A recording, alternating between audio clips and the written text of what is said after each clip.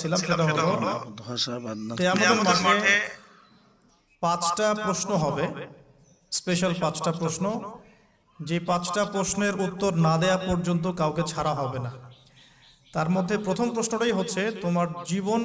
কোন কাজে কাটিয়েছো, এবং দ্বিতীয় প্রশ্ন হচ্ছে তোমার যৌবন কোন কাজে কাটিয়েছো। সো আমি বলছিলাম আপনাদেরকে যে যৌবন কালটাকে যদি আমরা আল্লাহর পথে কাটাতে পারি,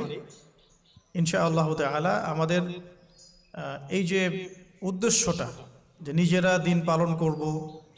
নিজের পরিবারের মধ্যে প্রতিষ্ঠা করব, আমাদের সমাজে দিন ইসলামের দাওয়াতি কাজ করব, যেখানেই থাকি সৎ থাকব,